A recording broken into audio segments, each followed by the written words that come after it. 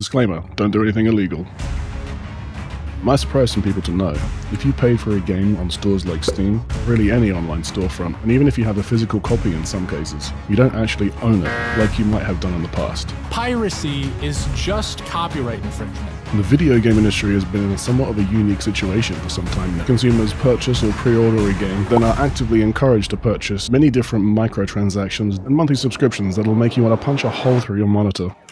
So video game companies not only get to reap the profits from massive sales of a game release, but by getting players to buy in, they can also make millions of dollars from additional and ongoing transactions. There are very few other industries that have such a tasty business model. And if that wasn't enough, they're also trying to dilute what ownership means and get consumers comfortable with not even owning the products that they're paying for, ultimately trying to control every aspect of how a consumer accesses content. Recently, there's been a big push from companies like Ubisoft and EA to move into a more subscription-based model, reinforcing this notion that a game, whether purchased as a one-off payment or accessed through some sort of tiered subscription model, is not actually yours, and that you should expect that you'll be unable to play it at some point in the future when the publisher decides that it's not worth the cost of keeping it alive. This of course primarily affects online multiplayer titles, but always online single-player games are also inevitably affected by this process. Server hosting costs are commonly used to justify the need for microtransactions to keep them going, but it's also what justifies the shutdowns when it no longer becomes profitable. Thousands of games online services have been or are being shut down, or even the game's license completely revoked. The game The Crew being a major recent example, the player base left fuming, but with very little they can do about it. Almost all major publishers have conveniently removed a once common option for players to host their own servers privately or locally. So when a game's online services are shut down, it forces players to spend money on a newer game that is still playable. This has caused groups to form and players to band together to find a way to keep their favorite games alive.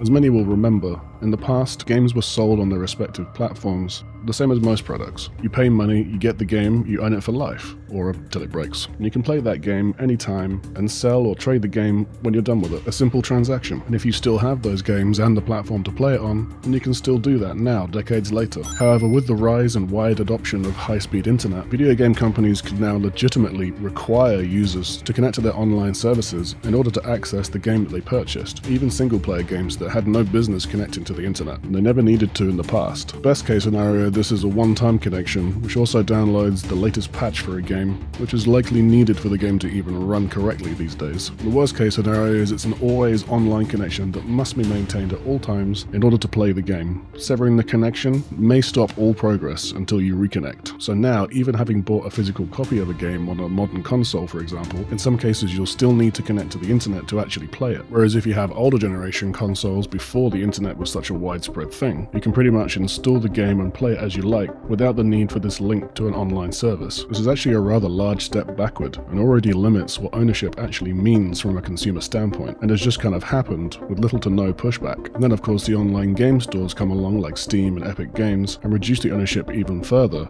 to just selling you a license. You are now paying the same amount of money as you were to own the game, except you don't, even though it might seem like you do. You have access to the game for an indeterminate period of time. The companies don't have the cost of distribution of a physical copy to deal with, and they can deny your access whenever they choose. And if you do something that they don't like, they could possibly ban your entire account, removing access to all of the games that you've paid for.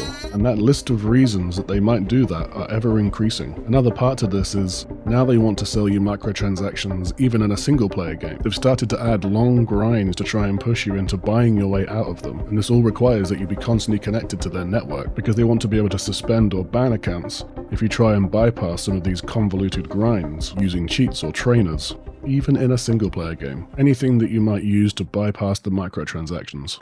Denuvo Anti-Cheat's focus on protecting microtransactions will be of particular interest to Ubisoft, given their heavy-handed approach to forcing microtransactions in recent Assassin's Creeds. If you didn't play Origins or Odyssey, here's a brief summary of what it's like. Want to continue the story? Too bad, you deal no damage and die in a hit or two. You could grind optional quests for hours to level up your character, or you could buy our time savers. Remember, don't grind, save time. Why would I choose either when I could use a trainer to give myself a better bonus than the boost you charge real-world money for? This would be the bypassing microtransactions that Denuvo Anti-Cheat is focusing on fighting. If Denuvo Anti-Cheat detects a player trying to bypass microtransactions, there is a good chance it will report the player to Ubisoft. It is likely the player will be punished, even if the bypassed microtransactions were for a single-player game. What might the punishment be? Issuance of a warning, decrease of your account level or your level or points associated to a given service. Remove your access from particular features, including chats on one or several services. Issuance of a temporary ban of your account from one or several services. Issuance of a long-term ban of your account from one or several services. Prevention from accessing a specific or several services on a particular device, and/or suspension or closing of your account and/or your ability to use one or more services, or part of the services as further described in Article 8.2. Use or circulation of auto or macro computer programs including, without limitation, any use and/or circulation of any cheat, hack, bot, script, trainers, programs or software applications. Notice they don't make a distinction between single player and multiplayer. It seems the industry is making an effort to conflate cheating in multiplayer and single player. They want to deter users from bypassing single player grind without paying for the privilege, and they figure the most effective deterrent is the severest punishment in their arsenal. It doesn't matter if it's single player or multiplayer. Cheating is against the rules. You wouldn't cheat, would you? Because we can ban you if you do. And many single-player games used to have cheats built in by the developers, for many reasons. For them to use when testing the game, but also the players just to have fun with. Some of you might remember cheat CDs or cheat cartridges for consoles. I remember finding it a fun new way to experience a game that I'd already played before. Or sometimes it's just you want a casual playthrough. Nope, that's bad now, because it might get in the way of a company getting more money out of you. So we have an economic system in the gaming industry that charges customers for a game they don't own, and that can be taken away from them at any time. Oh, and console players, you can also have to pay monthly in order to just play the game online in multiplayer, and then every aspect of those games are going to be built around pushing the player to pay more money on microtransactions, or face endless grinding to complete a single player game, or just to keep up in a multiplayer game. And this doesn't even take into account that almost every game now releases unfinished to some degree, from needing small fixes here and there to being completely broken and virtually unplayable. And some people think that Steam and all those online storefronts are actually a good thing. Fucking insane if you ask me. The video game mega corporations want money and control. That's all. Control over your access and therefore control over your spending. They want you locked into their services, all while praising them for gracing you with the opportunity. For your money and your loyalty, you'll be rewarded with endless microtransactions, pay-to-win mechanics, paywalling of certain missions and quests in game, tiers gradually added onto your monthly subscription, as well as an increase in their cost over time, as seen recently with the Xbox Game Pass. And it wouldn't surprise me if at some point a monthly sub will cost just as much as a AAA game, and there won't be an option to buy individual games anymore, or it won't make sense to do so. And when you do finally have the esteemed honor of playing a lifeless, propaganda-filled lecture, it'll likely be riddled with bugs that take months or even years to fix, and disappointing, repetitive content, and with all of your purchasing power over individual games taken away, it won't matter to them. Your purchasing power is the last thing standing between them and total domination of the market. The indie gamers are probably screaming right now, saying that this problem doesn't affect them. There are very few actual true indie games now that aren't backed by a large company, and therefore just as much at risk as the same problems as the larger studios. And many of these games are sold on platforms like Steam, or end up making deals with services like Xbox Game Pass. Do you trust Microsoft with your indie games? It's only a matter of time if something isn't done about it. The people who actually aren't affected by the problems we've talked about, ironically, are the ones who aren't even paying for them. As Steam CEO Gabe Newell has stated, piracy is a service issue. Now give me all your money.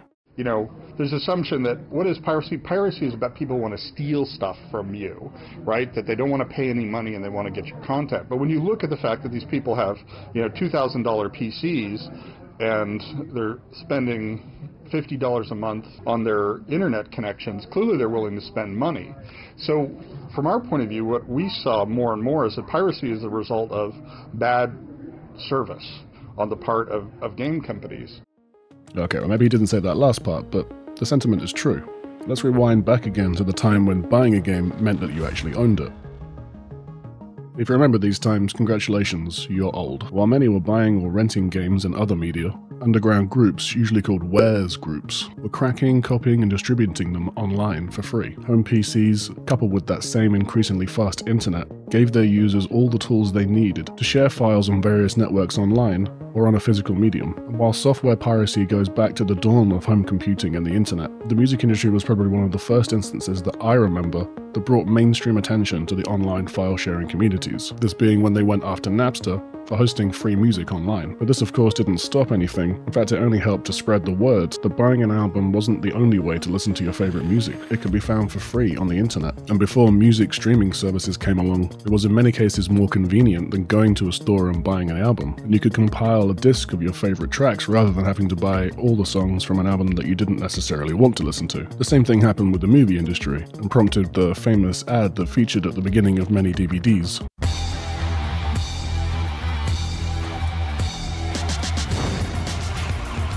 Allegedly, this actually had the opposite effect of what was intended once again.